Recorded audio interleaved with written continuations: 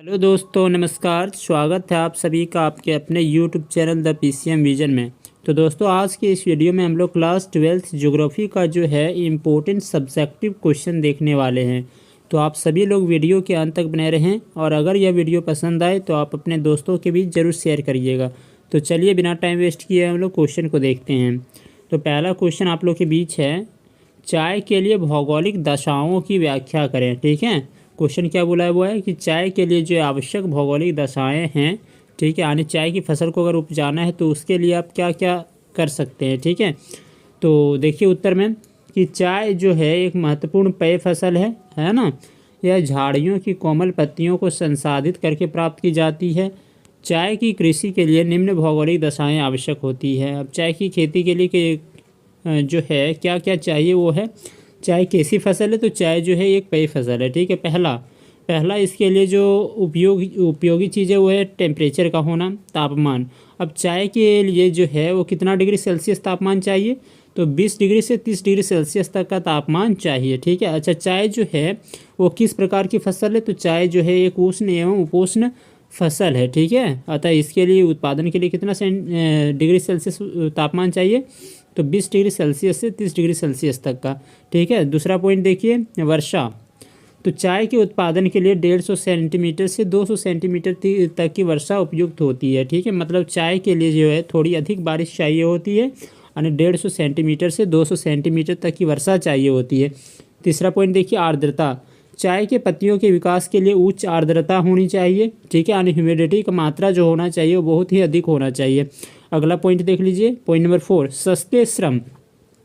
चाय की कृषि में पत्तियों को चुना जाता है, आप लोगों को पता होगा। ठीक है, तोड़ा जाता है एवं सुखाया जाता है, जिसके लिए पर्याप्त मात्रा में सस्ते एवं कुशल श्रम की आवश्यकता पड़ती है। अब अगर चाय फसल उगाना है तो उसके लिए आपको सस्ते श्रम का होना बहुत ही आवश्यक है, क्योंकि इसमें जो भी काम होता है वो मज़दूरों के द्वारा ही होता है। ठीक है, अगर मज़दूर सही से ना मिले या कम दर पे ना मिले तो चाय की खेती में बहुत ज़्यादा लागत आएगी, इसलिए सस्ते श्रम का होना बहुत ही आवश्यक है।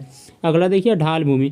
अब चाय के पौधे के जड़ों में पानी नहीं लगना चाहिए। ठीक है, यही कारण है कि चाय की कृषि ढाल भूमि पर की जाती है। भारत में चाय का उत्पादन मुख्य रूप से कहाँ पे होता है, तो असम होता है, पश्चिम बंगाल होता है, तमिलनाडु और केरल राज्य में होता है, याद रख लीजिएगा।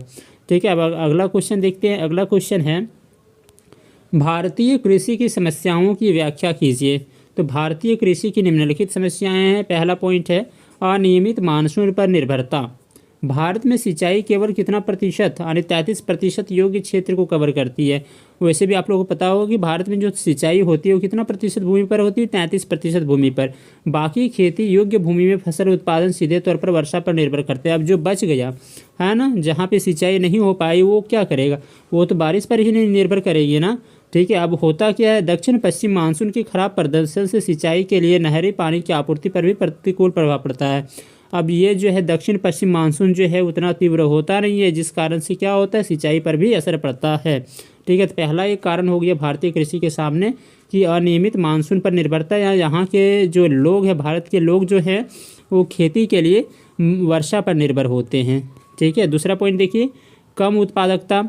देश में फसलों की पैदावार अंतर्राष्ट्रीय स्तर की तुलना में कम है। ठीक है, भारत में चावल, गेहूं, कपास और तिलहन जैसी अधिकांश फसलों का प्रति हेक्टेयर उत्पादन संयुक्त राज्य अमेरिका, रूस और जापान की तुलना में बहुत कम है। अब यहाँ पे जो भी होता है भारत में फसल, जैसे चावल हो गया, गेहूं हो गया, कपास हो गया, तिलहन हो गया, तो वहाँ पे यानी विदेशों में जो होते हैं, यानी अमेरिका हो गया, रूस हो गया, जापान हो गया, तो इनकी तुलना में क्या है, कम है। देश के विशाल वर्षा आधारित क्षेत्रों, विशेष रूप से शुष्क क्षेत्रों में जो ज़्यादातर मोटे अनाज, दालें और तिलहन उगाते हैं, बहुत कम पैदावार होती है। अब पता ही होगा कि देश की जो आपके ज़्यादातर शुष्क क्षेत्र यानी मरुस्थल एरिया है, तो वहाँ पे जो मोटा अनाज, दलहन, तिलहन उगाते हैं उनका भी उत्पादन सही से नहीं होता है। ठीक है, अगला पॉइंट देखिए, पॉइंट नंबर 3, छोटे फार्म का आकार और भूमि जोतों का विखंडन। अब होता क्या है कि 60% से अधिक स्वामित्व जोतों का आकार 1 हेक्टेयर से छोटा है, यानी खेत जो है बहुत ही छोटा है। इसके अलावा लगभग 40% किसानों के पास परिचालन जोत का आकार 0.5 हेक्टेयर से छोटा है। भारत में भूमि जोत अधिकतर खंडित हैं, तो अब जो खेत है वो आपका क्या है, छोटा है। ठीक है, अब छोटा है तो सही से फसल होता नहीं है, तो यही पॉइंट बोल रहा था। अगला पॉइंट है, पॉइंट नंबर 4, व्यवसायीकरण का अभाव, बड़ी संख्या में किसान स्वयं। ठीक है, अब उपभोग के लिए क्या होता है, फसलों का उत्पादन करते हैं। इन किसानों के पास जो है अपनी आवश्यकता से अधिक उत्पादन करने के लिए पर्याप्त भूमि संसाधन नहीं है। अब जैसे खेती कार्य करना है तो खेती कार्य करने के लिए बहुत सारे संसाधन की आवश्यकता होती है ना। तो अब ये जो साधारण किसान है, तो साधारण किसान के पास वो सब संसाधन नहीं मिलेंगे। तो यही हम बोल सकते हैं कि पॉइंट नंबर 4 बोल रहा है कि व्यवसायीकरण का अभाव जो है बड़ी संख्या में किसान स्वयं ही जिम्मेवार है इसके लिए। अगला पॉइंट है भारी अल्प रोजगार। अब क्या है इसमें कि भारत में कृषि क्षेत्र में विशेषकर असिंचित क्षेत्रों में जो है बड़े पैमाने पर अल्प रोजगार है। अब कृषि क्षेत्र में जो है आपका आने जहाँ पे बोल सकते हैं कि जहाँ पे सिंचाई से या सिंचाई से जहाँ पे सिंचाई की सुविधा उपलब्ध नहीं है वहाँ पे लोग क्या है, बेरोजगार ही हैं। इन क्षेत्रों में से 4 से 8 महीने तक मौसमी बेरोजगारी रहती है। यहाँ तक कि फसल के मौसम में भी पूरे समय काम उपलब्ध नहीं होता है क्योंकि कृषि कार्य श्रम गहन नहीं होते हैं। ठीक है, अगला क्वेश्चन देखिए, तृतीय क्रियाकलाप क्या है।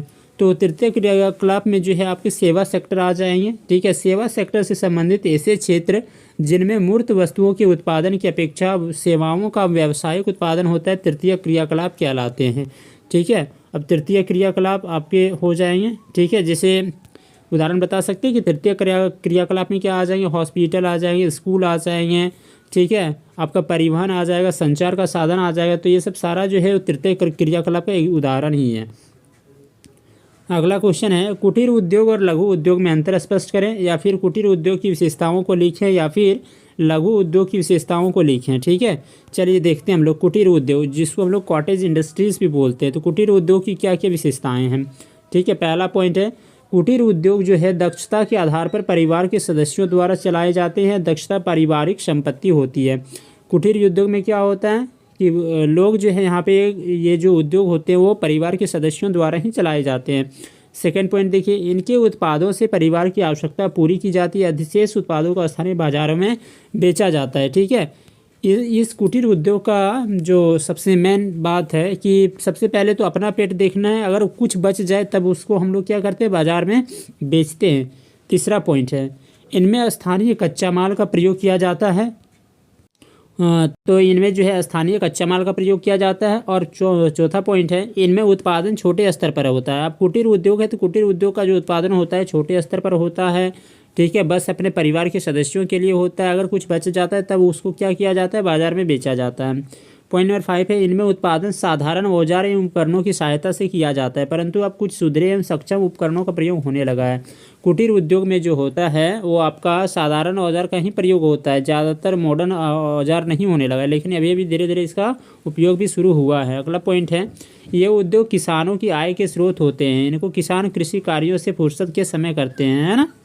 अगला देखिए पॉइंट नंबर 7, इन उद्योगों की स्थापना घर में होती, कहाँ होती, घर में होती, जो ऊर्जा एवं परिवहन साधन से प्रभावित नहीं होता है। अगला पॉइंट देखिए कुटीर उद्योग आज के औद्योगिकरण की आधारशिला माने जाते हैं।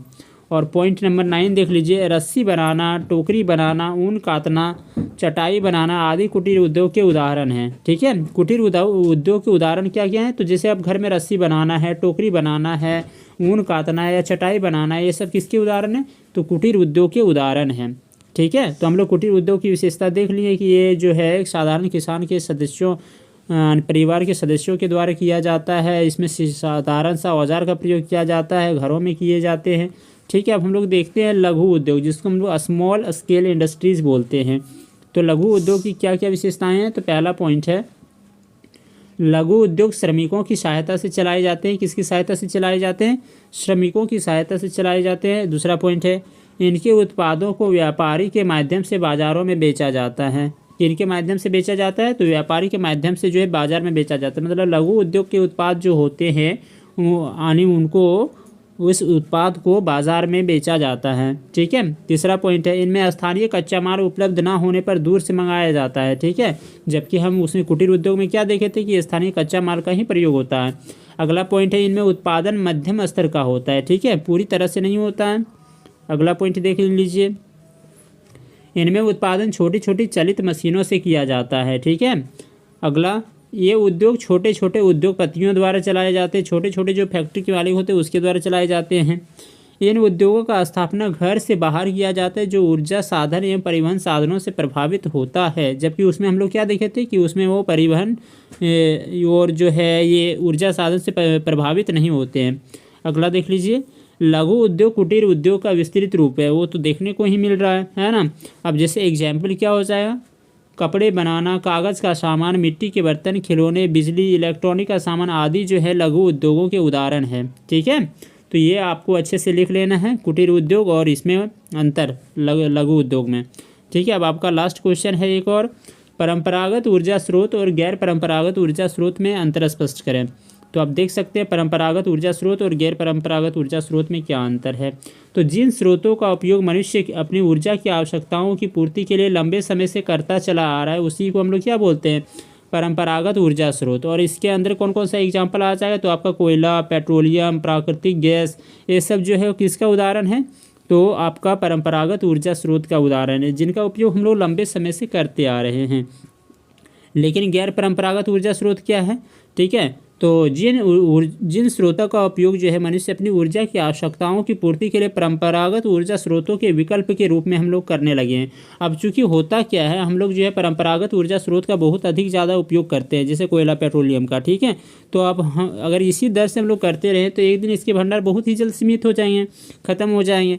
इसलिए अब इनका विकल्प खोजना है, तो विकल्प के लिए हम किसके ओर जाएंगे, तो गैर परंपरागत ऊर्जा के स्रोत की ओर जाएंगे। जैसे आपका क्या हो जाएगा, इसमें सौर ऊर्जा हो जाएगा, पवन ऊर्जा हो जाएगा, ज्वारीय ऊर्जा हो जाएगा। तो ये सब जो है आपका गैर परंपरागत ऊर्जा स्रोत का उदाहरण है। ठीक है, दूसरा पॉइंट क्या है, इन स्रोतों का भंडार सीमित है तथा ये अनवीकरणीय ऊर्जा स्रोत हैं।